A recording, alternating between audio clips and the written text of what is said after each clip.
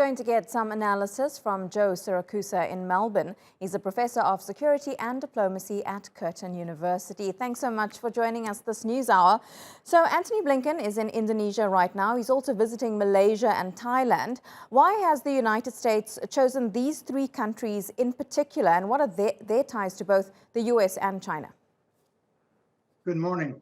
Well, he's chosen these countries because they're important in the region, and they all have, they've all been leaning or tilting towards China the last several years, and so he's got work to do.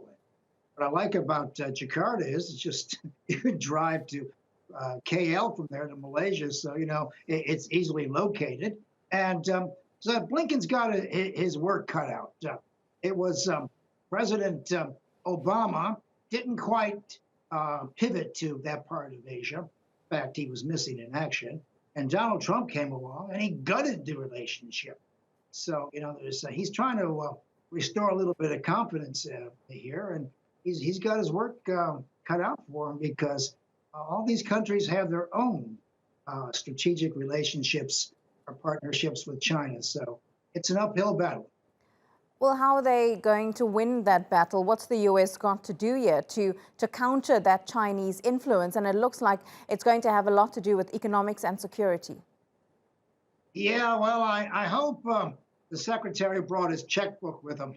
You can talk about violations of this and that, and what the Chinese should or should not be doing, but they want to see what the Americans are ready to pony up in terms of investments and loans and security.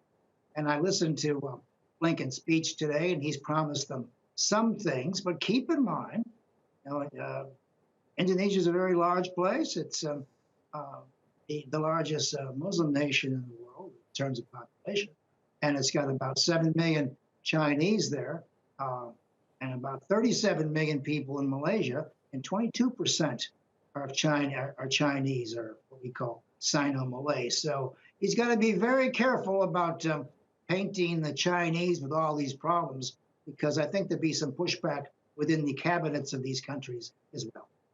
Well, he hasn't painted China in a very good light from what we've heard this morning. I mean, China's now accusing them of trying to incite violence. How do you think China is viewing what's happening? Because it's not just Antony Blinken who's been to these countries. Joe Biden spoke to ASEAN nations earlier. Kamala Harris has been there.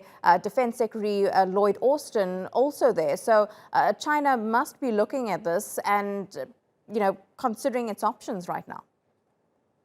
Yes, well, America's Asian policy is frankly in a ditch. It hasn't been very good. In the last 10 months, all it's been talking about are human rights violations instead of moderating the relationship. And the Chinese are calling it out as much as possible. Yes, there's problems in the South China Sea, but it's about the U.S. Navy and the right of navigation. You know, the Thais can they can live with the Chinese. And the Indonesians have very good trade relations and foreign investment relations with the Chinese, and they use some of their equipment in terms of fifth generation. So he's got a long way to go. And so I think the thing he's got to do is he's going to have to show them that real investments in that neck of the woods. And keep in mind, Americans couldn't find Indonesia or Malaysia on the map. And they wouldn't know what ASEAN is, so he's got to sell it back home when he gets there. So he's going to have to show positive investment, secure investment, and then he's going to have to convince them the Americans are there to stay. These people are very worried at Americans going home again, the way they did with, well, as I say, Obama was a no-show and Trump gutted the place. And so they don't know if this is the real deal or not, and so they're very wary of it. And as I say, he's pushing. All of his work is very, very difficult. And I listened to him today, and I know what he was trying to do. He was trying to stir up the great human rights debate.